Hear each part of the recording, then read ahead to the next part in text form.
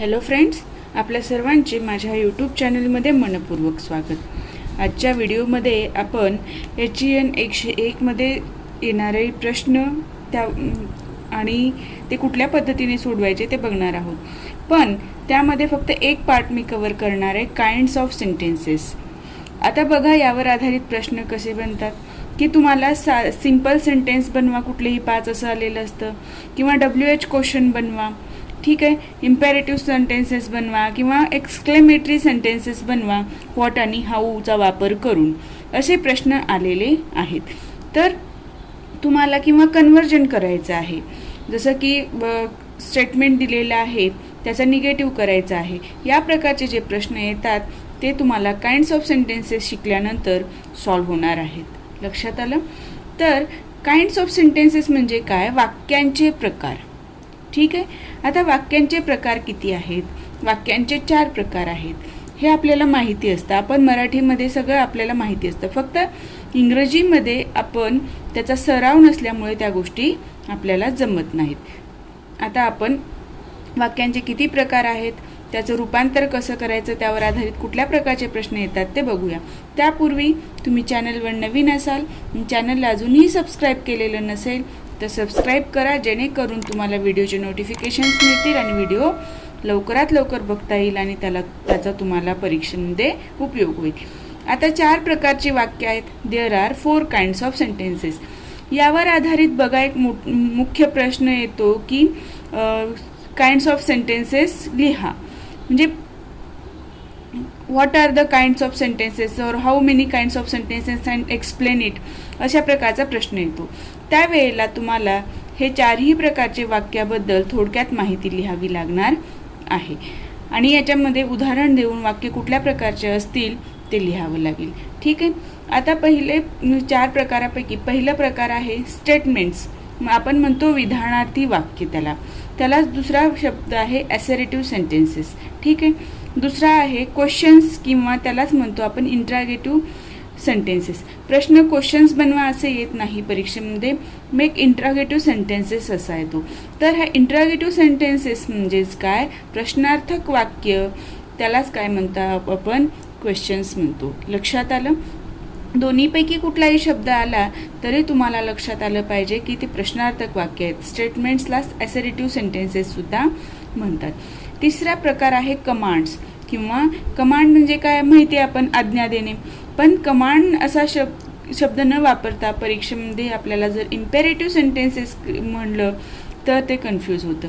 तर त्यामुळे तुम्हाला या शब्दांना अल्टरनेटिव्ह शब्द कुठला आहे ते माहीत असायला पाहिजे। हे शब्द तुम्हाला सगळ्यांना माहिती आहेत, स्टेटमेंट्स, क्वेश्चन्स, कमांड्स, एक्सक्लेमेशन्स। ठीक आहे, पण हे जे शब्द आहेत ते पुढचे माहिती नाही आहेत, तर ते तुम्हाला याचे अल्टरनेटिव्ह हे आहेत हे लक्षात ठेवायचं आहे। आता एक्सक्लेमेशन्स म्हणजेच काय? एक्सक्लेमेटरी सेंटेन्सेस, जे उद्गारवाचक वाक्य। आपण एकदम आश्चर्य व्यक्त जेव्हा करतो, इच्छा व्यक्त करतो, त्यावेळेला आपण त्या भावना उद्गारवाचक वाक्यामध्ये बोलत असतो। आपल्याला जर एखादं फूल दिसलं आणि ते सुंदर आहे तर आपण म्हणतो वाव, किती छान फूल आहे। म्हणजे ज्या भावना आहेत, आपण जे शब्द वापरतो किंवा आपल्या बोलण्याचा जो ओघ आहे तो आपल्याला आश्चर्य व्यक्त करण्याचा असतो, असे जे वाक्य असतात त्याला आपण म्हणतो एक्सक्लेमेटरी सेंटेन्सेस। तर आता पहिला प्रकार बघूया, स्टेटमेंट्स और असर्टिव्ह सेंटेन्सेस, त्यालाच आपण म्हणतो विधानार्थी वाक्य। हे तुम्ही सतत लक्षात ठेवलंच पाहिजे। ठीक आहे, याचा उपयोग तुम्हाला प्रत्येक प्रकारच्या प्रश्नाचं उत्तर सोडवताना होत असतो। वाक्य बनवणं ही बेसिक गोष्ट आहे।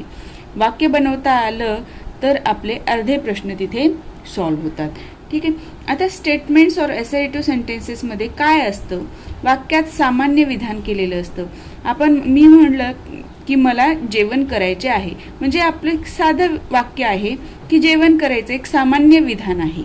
लक्षात आलं? वाक्याच्या सुरुवातीला कर्ता असतो। जेव्हा स्टेटमेंट्स किंवा असर्टिव्ह सेंटेन्सेस बनवले जातात तेव्हा वाक्याच्या सुरुवातीला कोण असतो? कर्ता। कर्ता म्हणजे जो वाक्यात मुख्य व्यक्ती आहे।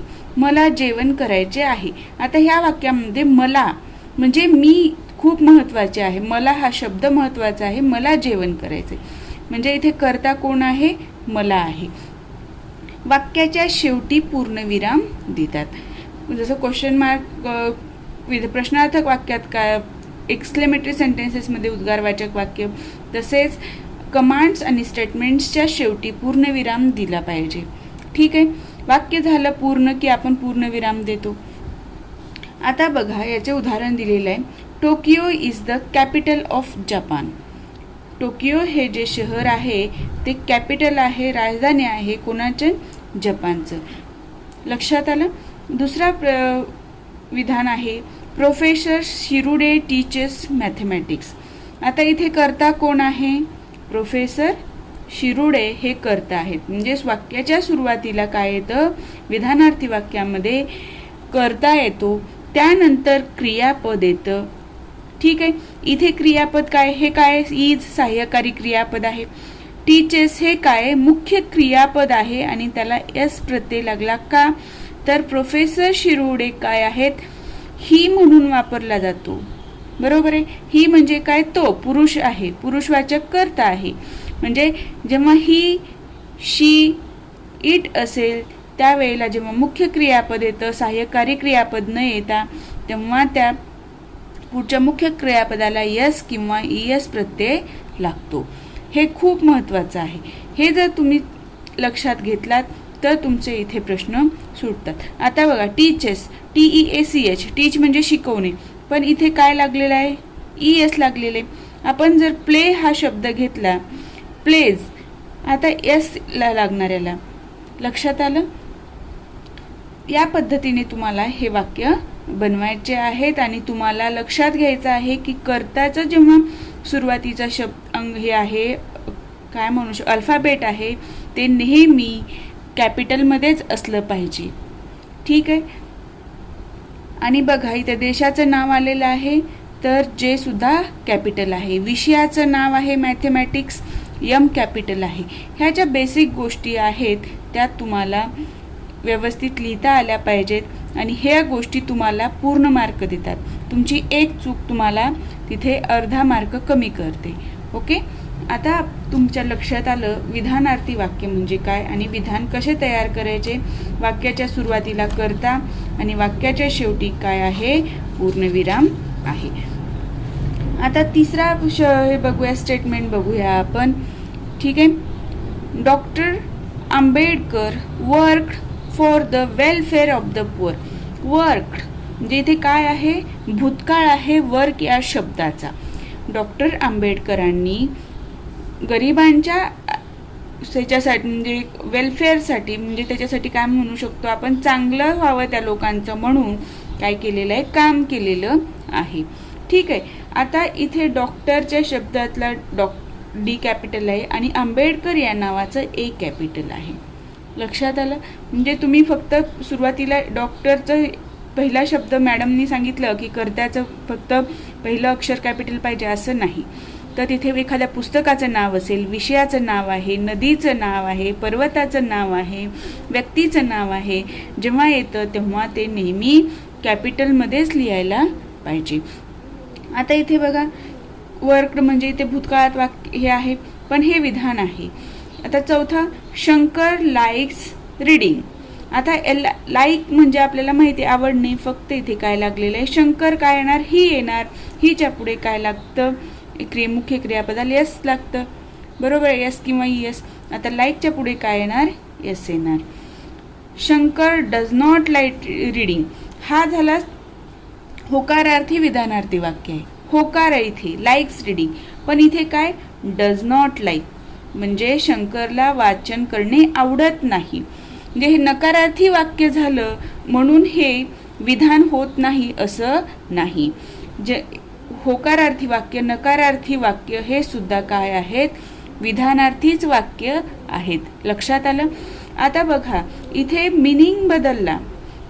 म्हणजे इथे आपल्याला तुम्हाला प्रश्न आलेले आहेत, प्रत्येक एक्झाममध्ये आलेलाच आहे की होकारार्थी वाक्याचं नकारार्थी वाक्य बनवा विदाउट चेंजिंग मिनिंग, किंवा फक्त म्हणलेलं आहे की वाक्याचं नकारार्थी वाक्य बनवा. जेव्हा नकारार्थी वाक्य म्हणलेलं आहे तेव्हा आपण लाईकचं काय घेतलेलं आहे, डज का घेतलं, डू का नाही घेतलं, तर इथे यस किंवा इएस जेव्हा प्रत्यय असतो तेव्हा डज हा आपल्याला सहाय्यकारी क्रियापद घ्यायचं आहे. लक्षात आलं. हे विथ चेंजिंग मिनिंग आहे. आता इथे बघा, शंकर लाईक्स रीडिंग म्हणजे शंकरला वाचन करणे आवडते. पण इथे काय म्हणलेलं आहे, Shankar does not like reading म्हणजे शंकरला वाचन करणे आवडत नाही. म्हणजे याचा अर्थ बदललेला आहे. आता जर म्हणलं शंकर डिसलाइक्स रीडिंग, लाईकच्या ऐवजी आपण काय केलं, डिसलाईक. डिसलाईक म्हणजे काय, आवडणे, आवडत नाही. याचं म्हणजे आवडत नाही हे आपण होकारार्थी वाक्यामध्ये बनवलेलं आहे. पण ह्याचं जर आपण म्हणलं विदाउट चेंजिंग मिनिंग तर आपण हेच वाक्य लिहू शकतो, Shankar does not like reading. म्हणजे याचं नॉट आलं वाक्यामध्ये म्हणजे इथे नकारार्थी वाक्य बनलं. पण इथे डिसलाईकसाठी आपण काय घेतलं, डज नॉट लाईक घेतलेलं आहे. म्हणजे इथे चेंज झाला का मिनिंग. इथेही ह्या वाक्यामध्ये सांगितलं की शंकरला वाचन करणे आवडत नाही आणि ह्या वाक्यामध्ये पण सांगितलं की शंकरला वाचन करणे आवडत नाही. लक्षात आलं. विथ चेंजिंग मिनिंग आणि विदाउट चेंजिंग मिनिंग कसं केलं जातं. आता दुसरा वाक्याचा प्रकार बघा, क्वेश्चन्स ऑर इंटरॅगेटिव्ह सेंटेन्सेस म्हणजेच प्रश्नार्थक वाक्य. तुम्हाला परीक्षेमध्ये प्रश्न आलेले आहेत, make a interrogative sentences or write any 5 interrogative sentences using WH questions. ठीक आहे, WH क्वेश्चन्स वापरून तुम्हाला म्हणजे WH वर्ड्स वापरून काय करायचं आहे, WH क्वेश्चन्स बनवायला सांगितलेली आहेत. कोणतीही 5 बनवा अशी. पण आता तुम्हाला फक्त तेच येतील असं आहे का, तुम्हाला तिथे इंट्रोगेटिव्ह सेंटेन्सेसचे 2 प्रकार आहेत, होकारार्थी किंवा प्रश्नार्थक वाक्य जे आहेत ते एस नो टाईप क्वेश्चन जे म्हणतो आपण ते कसं बनवायचं तेही आपण बघणार आहोत. या वाक्यांमध्ये प्रश्न विचारलेला असतो. क्वेश्चन्स किंवा इंट्रोगेटिव्ह सेंटेन्समध्ये काय असतं, प्रश्न विचारलेला असतो. वाक्याच्या सुरुवातीस प्रश्नार्थक सर्वनाम किंवा क्रियाविशेषण किंवा सहाय्यकारी क्रियापद वापरतात. आता तुम्हाला प्रश्न पडला असेल की प्रश्नार्थक सर्वनाम किंवा क्रियाविशेषण काय असतं किंवा सहाय्यकारी क्रियापद काय असतं. आता ह्या सहाय्यकारी क्रियापदाचा जेव्हा उपयोग होतो तेव्हा एस नो टाईप क्वेश्चन होतो. सुरुवातीला is, are, am, have, has हे जे शब्द येतात ते सुरुवातीला येतात ते काय झाले, सहाय्यकारी क्रियापद आहेत. हे तुम्हाला माहिती आहे, मे, माइट, मस्ट. पण आता तुम्हाला हे माहिती नसेल की प्रश्नार्थक सर्वनाम आणि प्रश्नार्थक क्रियाविशेषण ह्याच्यातला फरक कसा करायचा. तर प्रश्नार्थक सर्वनाम हू म्हणजे ही किंवा ती, कोण हा शब्दाचं उत्तर काय तर हे किंवा ते. म्हणजे व्हेअर म्हणजे कोठे, म्हणजे आपण कुठे, झाडावर, झाडाखाली असे जे म्हणजे एखाद्या क्रियेविषयी ती घटना कुठे घडती, कुठल्या पद्धतीने घडते हे जेव्हा सांगितलं जातं तेव्हा ते क्रियाविशेषण असतात. शब्द क्रियाविषयी विशेष माहिती सांगणारे, ती घटना कुठल्या पद्धतीने घडली. तर याच्यातल्या WH क्वेश्चनमध्ये आपण पुढे बघूया प्रश्नार्थक सर्वनामे कोणती आणि प्रश्नार्थक क्रियाविशेषणे कोणती आणि त्यांचा वापर कसा होतो. आणि जेव्हा आपण क्वेश्चन्स बनवतो किंवा इंट्रोगेटिव्ह सेंटेन्सेस बनवतो तेव्हा वाक्याच्या शेवटी प्रश्नचिन्ह देतात. प्रश्नार्थक वाक्य बनवलात तुम्ही आणि वाक्याच्या शेवटी जर हा क्वेश्चन मार्क नसेल तर तुमचा त्या वाक्याला काहीही अर्थ उरत नाही आणि तुमचा इथे अर्धा मार्क गेला म्हणून समजायचं. त्यामुळे प्रश्न सोडवताना नेहमी क्वेश्चन मार्क देणं महत्त्वाचं आहे. लक्षात आलं. आता हे प्रश्न उदाहरण बघा, व्हॉट आर यू डुईंग. किती सिंपल वाक्य आहे जे आपण नेहमी शाळेमध्ये किंवा जनरली बोलतो. जेव्हा तुम्हाला इंट्रोगेटिव्ह सेंटेन्सेस बनवा म्हणलेलं आहे व्हॉट किंवा हाऊ किंवा कुठल्याही WH वर्डचा वापर करून त्यावेळेला खूप काही हार्ड बनवायला जायची आवश्यकता नाही. बेसिकच्या गोष्टी येतात आपल्याला, त्याचाच वापर आपल्याला इथे करायचा आहे. आपल्या ह्या अभ्यासक्रमाचा उद्देशच हा आहे की तुम्हाला बेसिक गोष्टी आल्या पाहिजेत आणि बेसिक गोष्टी समजल्या पाहिजेत. ठीक आहे. What are you doing question mark, W काय आहे, कॅपिटलमध्ये आहे. आणि बघा WH क्वेश्चन्स बनवताना WH वर्ड नंतर काय आलेलं आहे, सहाय्यकारी क्रियापद आलेलं आहे. इथे बघा विल. ठीक आहे. आता हे दोन झाले WH questions. When will the guest come, पाहुणे कधी येणार आहेत. ठीक आहे. आता इथे बघा तुम्ही, have you finish your job. प्रत्येक वाक्यामध्ये तुम्हाला प्रश्नाच्या शेवटी प्रश्नार्थक चिन्ह दिसेल. हे खूप महत्त्वाचं आहे, मनावर कोरून ठेवा. आता बघा, हा तिसरा जे वाक्य आहे, have you finish your job, तू तुझं काम संपवलं का. ठीक आहे. पण आता इथे हॅव आलेलं आहे, तर हॅव काय आहे, ऑक्झिलरी वर्ड आहे. बरोबर आहे. ऑक्झिलरी वर्ड म्हणजेच काय आहे, सहाय्यकारी क्रियापद आहे. बरोबर. आता ह्या सहाय्यकारी क्रियापदाचा वापर करून जे प्रश्न बनलेले आहेत त्यांना काय म्हणतो आपण, येस नो टाईप क्वेश्चन म्हणतो. आता इथे काय विचारले, have you finish your job, तू तुझं काम पूर्ण केलं का. उत्तर काय येईल, हो किंवा नाही. Yes, I have finish my job. याचं उत्तर काय येणार, what are you doing. Yes, I am doing असं येतं का, नाही. What are you doing, I am doing study असं उत्तर येईल. आय एम प्लेईंग असं येईल. म्हणजे इथे तुमचं उत्तर पूर्ण वाक्यात येतं. इथे प्रश्नाचं उत्तर तुम्ही येस किंवा नो दिलं तर चालतं, म्हणून यांना येस नो टाईप क्वेश्चन म्हणतात. लक्षात आलं. आता तुम्हाला हे लक्षात आलं असेल, येस नो टाईप क्वेश्चनमध्ये सहाय्यकारी क्रियापद हा वाक्याच्या सुरुवातीला असतो, त्यानंतर इथे करता असतो, त्याच्यानंतर मुख्य क्रियापद जे आहे ते मुख्य क्रियापद येतं, त्यानंतर इथे कर्म येतं, ऑब्जेक्ट येतो. ठीक आहे. आणि WH क्वेश्चन बनवताना WH वर्ड नंतर लगेच सहाय्यकारी क्रियापद येतं. आणि येस नो टाईप असू द्या किंवा WH क्वेश्चन असू द्या, जेव्हा प्रश्नार्थक वाक्य आहे तेव्हा प्रत्येक प्रश्नार्थक वाक्याच्या शेवटी प्रश्नचिन्ह येतो, म्हणजे येतोच. ओके. मी एवढं तुम्हाला हे ठासून सांगण्याचं कारण एकच की तुमच्याकडनं परीक्षेमध्ये घाईमध्ये सुद्धा ती चूक होता कामा नये. ओके. आता बघा, आता आपण बघणार आहोत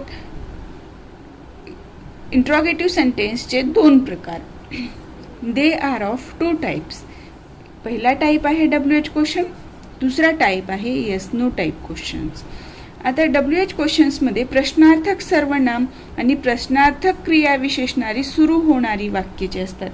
आता मी तुम्हाला सांगितलं होतं की प्रश्नार्थक सर्वनाम आणि प्रश्नार्थक क्रियाविशेषणे कोणती ते बघूया. प्रश्नार्थक सर्वनामामध्ये येतं हू, व्हॉट, हुम, हुज, विच. आणि प्रश्नार्थक क्रियाविशेषणे येतात व्हेअर, व्हेन, व्हाय, हाऊ. आता बघा, हू म्हणजे कोण, हा किंवा तो असं आपण उत्तर देतो. बरोबर आहे. म्हणजे इथे उत्तर याचं काय येतं, ही किंवा शी किंवा दे किंवा इट. बरोबर आहे. म्हणजे हे काय आहेत, सर्व ही, शी, इट, दे सर्वनाम आहेत, प्रोनाउन आहेत. बरोबर आहे. व्हॉट म्हणजे काय, काय काय घडलं, हे घडलं, ते घडलं. म्हणजे हे काय झाले, म्हणजे निश्चित दर्शक किंवा काय म्हणतात, निदर्शक दर्शक सर्वनामे झाले. हुम, हुम म्हणजे कोणाचे, ह्याचे, त्याचे. बरोबर आहे. म्हणजे ही, हर हे झाले सर्वनाम. हुज म्हणजे तेच, कोणाचे. बरोबर आहे. विच म्हणजे कोणते, हे, ते, असे, तसे. हे जे शब्द येतात ह्यांचं उत्तर येताना ते काय असतं, सर्वनाम असतात. म्हणून यांना काय म्हणलं जातं, प्रश्नार्थक सर्वनामे म्हणतात. लक्षात आलं. आता प्रश्नार्थक क्रियाविशेषणे कोणती, where, when, why, how. Where म्हणजे कोठे, येथे, तेथे. म्हणजे इथे काय झाली, जी काही घटना घडली येथे घडली, हिअर, देअर. म्हणजे ती जी काही घटना घडली त्याच्याविषयी विशेष माहिती दिली. म्हणजे ती घटना कुठे घडली, कशी घडली. हाऊ म्हणजे काय, कशी घडली. व्हाय म्हणजे का घडली. व्हेन म्हणजे का, केव्हा घडली. म्हणजे तुम्हाला एखादी गोष्ट घडली ती कुठे घडली, केव्हा घडली, का घडली, कशी घडली. हे जे प्रश्न आपण विचारतो त्याच्यातनं आपल्याला त्या क्रियेविषयी जास्त माहिती मिळते. म्हणून या WH वर्ड्सना काय म्हणतात, प्रश्नार्थक क्रियाविशेषणे म्हणतात. लक्षात घ्या. असं तर येणार नाही प्रश्न तुम्हाला की फक्त असं येईल WH क्वेश्चन्स वापरून 5 वाक्य तयार करा. असा प्रश्न येईल. पण जर तुम्हाला हार्ड कोणी विचारलं की प्रश्नार्थक सर्वनामे वापरून म्हणजे क्वेश्चनरी प्रोनाउन्स वापरून WH प्रोनाउन वापरून तुम्ही जर बनवा वाक्य, तर तुम्हाला WH प्रोनाउन्स कुठले आहेत हे लक्षात ठेवायचे. हू, व्हॉट, हुम, हुज, विच. आणि जर क्रियाविशेषणे वापरून सांगितलं असेल तर where, when, Y, how. Okay. आता आपण बघूया येस नो क्वेश्चन्स. ठीक आहे. आता येस नो क्वेश्चन्समध्ये काय आहे, तर येस नो क्वेश्चन्सचं उत्तर आपलं येस किंवा नो असतं. म्हणून आपण त्या प्रश्नांना म्हणतो येस नो क्वेश्चन्स.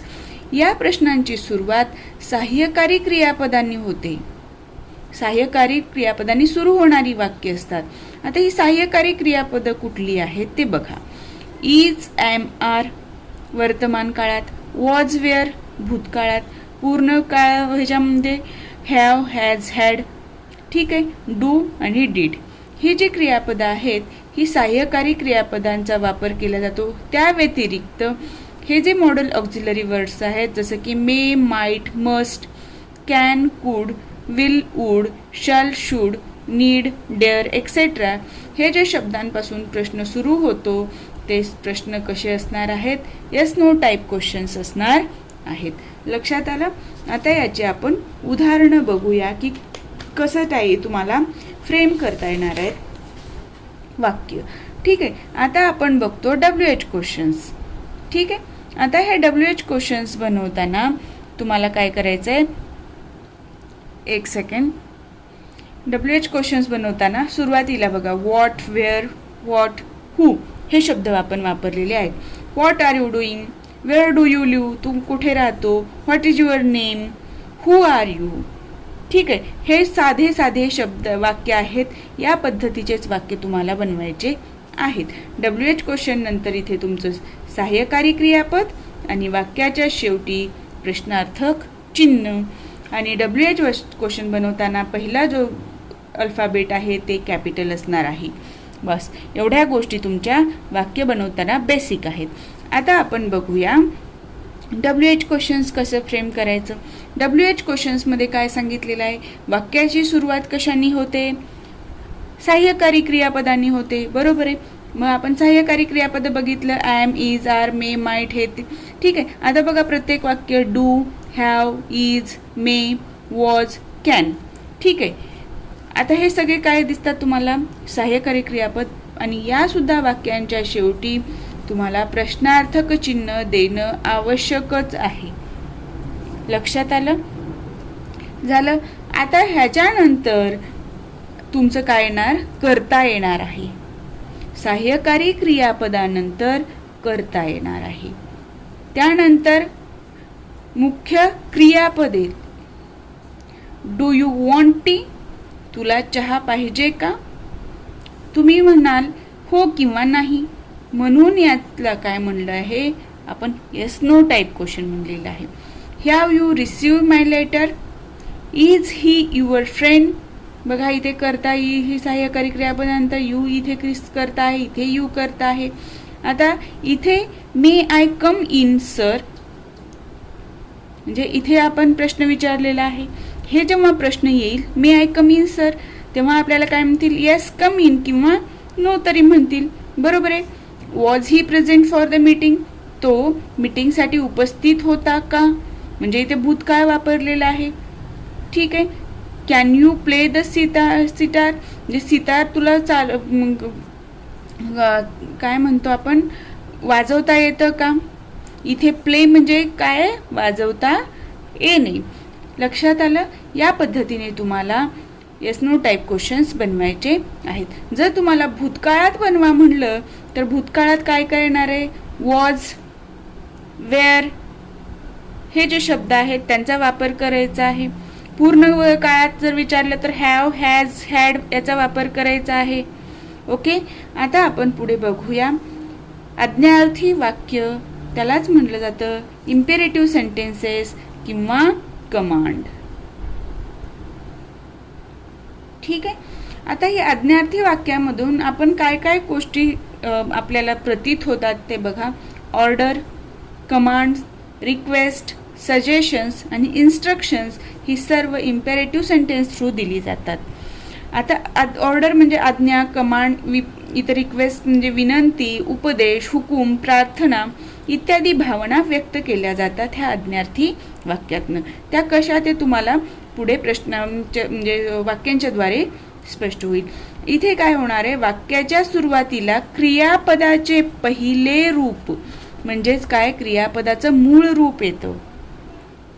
जेव्हा तुम्ही कमांड्स किंवा इम्पेरेटिव्ह सेंटेन्सेस बनवता तेव्हा वाक्याच्या सुरुवातीला क्रियापदाचं कुठलं रूप येणार आहे, पहिलं रूप किंवा त्याला मूळ रूप म्हणतात हे येणार आहे. आणि वाक्याच्या शेवटी फुल स्टॉप येणार आहे म्हणजे पूर्णविराम येणार आहे. आणि इथे करता काय होतं, अध्यात म्हणजे अंडरस्टूड असतो. सिट डाऊन आपण जर सिट डाऊन म्हटलं तर कोणाला म्हणलेलं आहे, समोर जो कोणी व्यक्ती आहे त्याला सिट डाऊन म्हणलेलं आहे. ठीक आहे, तर इथे तुम्हाला म्हणायची गरज पडली का यू सिट डाऊन, नाही. तर यू नावाचा जो करता आहे त्याला समजलं की सिट डाऊन म्हणजे ते मला कमांड केलेली आहे, मला सांगितलेलं आहे, म्हणजे तो अंडरस्टूड आहे, म्हणजे ते समजून घ्यायचंय आपल्याला, अध्याहरत आहे. लक्षात आलं.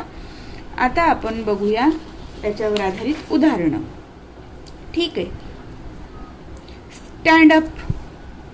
आपल्याला शाळेत म्हणायचे स्टँड अप. तर स्टँड अप म्हणजे काय, तर जो कोणी व्यक्ती समोर आहे तो उभा राहायचंय त्याला. म्हणजे इथे काय झालेलं आहे, कर्ता जो आहे इथे आपल्याला व्यक्त झालेला आहे का नाही, तर करता आपल्याला समजून घ्यायचं आहे कोण आहे ते. प्लीज ओपन द डोर म्हणजे इथे काय झाली, रिक्वेस्ट आली. Please open the door, please कृपया दरवाजा उघडा. आता go and do your work म्हणजे इथे काय दिलेलं आहे, सजेशन दिलेलं आहे, जा आणि तू तुझं काम कर. ठीक आहे. लेट अस प्ले क्रिकेट, आपण क्रिकेट खेळूयात का, म्हणजे इथे काय झालेलं आहे, हे सजेशन दिलेलं आहे किंवा request. In short, let us म्हणजे काय, जेव्हा आपण म्हणजे स्वतः इन्क्लूड होऊन एखादी गोष्ट करायची असते तेव्हा काय केलं तर लेट अस हा शब्द वापरलेला असतो. ठीक आहे. Don't go that way again. Don't इथे बघा सहाय्यकारी क्रियापद आहे, पण इथे काय आहे, नकारार्थी आहे. म्हणजे फक्त नेहमी पॉझिटिव्ह होकारार्थीच वापरायचं आहे का, नाही, तर तुम्ही नकारार्थी वापरलं तरी चालतं. Don't go that way again. आता बघा, don't go that way again म्हणजे इथे काय सांगितलेलं आहे, तू परत त्या रस्त्याने जाऊ नको. आता कोणी जर सांगताना हे आज्ञापन देऊ शकतं, कोण काय म्हणणार आहे हे सजेशन पण असू शकतं, बरोबर आहे. म्हणजे हे बोलणाऱ्याच्या वेच्यावर व्यक्त होतं किंवा टोनवर व्यक्त होतं की या वाक्यातून काय सांगितलेलं आहे, आज्ञा दिलेली आहे, सजेशन दिलेलं आहे किंवा त्याच्या म्हणजे विचार व्यक्त केलेला आहे. लक्षात आलं. तर या पद्धतीने तुम्हाला इम्पेरेटिव्ह सेंटेन्सेस बनवायचे आहेत. वाक्याच्या सुरुवातीला प्रत्येक ठिकाणी तुम्हाला बघा इथे क्रियापदाचं मुख्य रूप दिसेल. डोंट म्हणजेच काय, डू हे जे मुख्य क्रियापद आहे त्याचं नकारार्थी केलेलं आहे म्हणून डोंट आलेलं आहे. लक्षात आलं. आता लेटस म्हणजे काय, लेट हे सुद्धा काय आहे, क्रियापद आहे. प्लीज ओपन द डोर किंवा ओपन द डोर प्लीज, इथं कॉमा देऊन प्लीज लिहिलं तरी चालतं. ओके. आता आपण बघणार आहोत शेवटचा जो वाक्य प्रकार आहे तो एक्सक्लेमेटरी सेंटेन्सेस किंवा एक्सक्लेमेशन्स, आपण जे म्हणतो उद्गारवाचक वाक्य. यावर प्रश्न येऊन गेलेला आहे की व्हॉट आणि हाऊ या दोन शब्दांचा वापर करून उद्गारवाचक वाक्य बनवा, असा प्रश्न आलेला आहे, येऊन गेलेला आहे तुमच्या परीक्षेमध्ये. तर हर्ष, खेद, आश्चर्य, तिरस्कार, भीती, दुःख इत्यादी भावना याद्वारे व्यक्त केल्या जातात. वाक्याच्या सुरुवातीला व्हॉट, हाऊ, अल्लास, ओ, उर्र असे शब्द वापरतात. या व्यतिरिक्त अजूनही शब्द आहेत. ठीक आहे. वाक्याच्या शेवटी उद्गारवाचक चिन्ह देतात. खूप महत्त्वाचं आहे. वाक्याच्या शेवटी काय असतं, उद्गारवाचक चिन्ह असतं.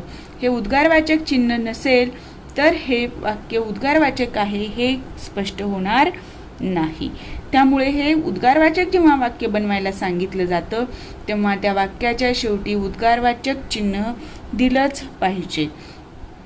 आता याच्यातून अजून काय होतं, ऑप्टेटिव्ह सेंटेन्सेस म्हणजे इच्छादर्शक वाक्य पण याच्यात व्यक्त होतात. जसं may God bless you my child.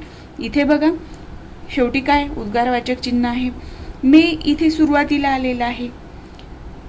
May God bless you my child जे तुम्ही इंग्रजी मूवी वगैरे बघितली तर त्याच्यात वाक्य येतं. इथे काय आहे, वाक्यात इच्छा दाखवलेली आहे. ह्याला काय ऑप्टेटिव्ह म्हणलं जातं. म्हणजे देव तुझं भलं करो किंवा देवाची सदैव तुझ्यावर कृपा राहो. म्हणजे ही काय झाली, इच्छा झाली. समोरच्या व्यक्तीची ही इच्छा आहे, त्यांनी फक्त व्यक्त केलेली आहे may God bless you my child. किंवा आपल्याला म्हणतात देव तुझं भलं करो, म्हणजे काय झालेलं आहे, तिथे इच्छा व्यक्त झालेली आहे. ते काय झालं, ऑप्टेटिव्ह सेंटेन्सेस झाले. लक्षात आलं. ही सुद्धा वाक्य कशामध्ये येतात, एक्सक्लेमेशन्स मध्ये येतात. आता यावर आधारित आता वाक्य बघा, तुम्हाला जर बनवायला सांगितली तर या पद्धतीने बनवायची आहेत. ओ व्हॉट अ ट्रॅजेडी. इथे बघा ओ नंतर सुद्धा काय आहे, उद्गारवाचक चिन्ह आहे आणि वाक्याच्या शेवटी सुद्धा उद्गारवाचक चिन्ह आहे. लक्षात आलं. हाऊ ब्युटिफुल, किती सुंदर. व्हॉट अ मार्वेलियस आयडिया, म्हणजे किती छान आयडिया आहे. त्या आयडियाबद्दल तुम्हाला बोलायचं आहे म्हणून इथे काय घेतलेलं आहे, व्हॉट अ.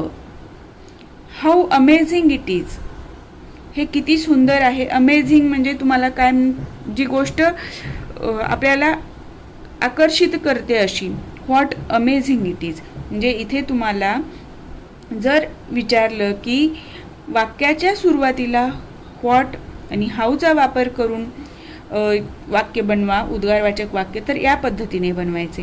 किंवा सरळ विचारलं की एक्सक्लेमेटरी सेंटेन्सेस बनवा, तर तुम्हाला या पद्धतीने हे शब्द ओ, अर्रा, ऊ हे जे शब्द आहेत, हुश हे शब्द सुद्धा तुम्ही वाक्याच्या सुरुवातीला वापरून तुम्ही उद्गारवाचक वाक्य बनवू शकता. लक्षात आलं.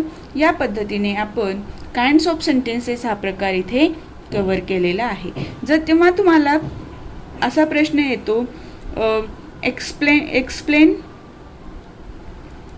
काइंड्स ऑफ सेंटेन्सेस,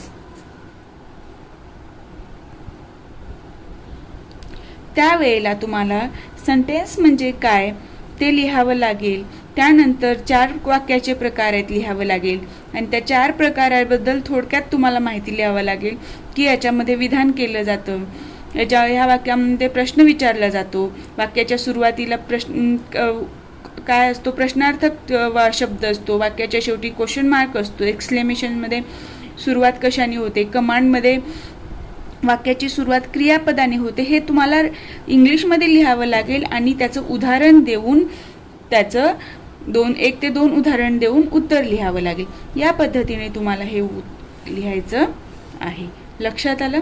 जे पुस्तकामध्ये तुमच्या दिलेलं आहे त्याचा अभ्यास करा. आता तुम्हाला मी समजून सांगितलेलं आहे, तुम्ही जर वाचलात हे तर तुम्हाला इझिली लक्षात येईल. ठीक आहे. आज आपण इथेच थांबूया. आता मला नाही वाटत की तुम्हाला यावर आधारित जर प्रश्न विचारले तर कोणीही म्हणजे या प्रश्नाचं उत्तर न देता राहील. सगळ्यांना आता ह्या प्रश्नाचं उत्तर देता येईल. ठीक आहे. तुम्हाला जर माझा हा व्हिडिओ आवडला असेल तर व्हिडिओला लाईक करा. चॅनलवर नवीन असाल तर चॅनलला सबस्क्राईब करायला विसरू नका.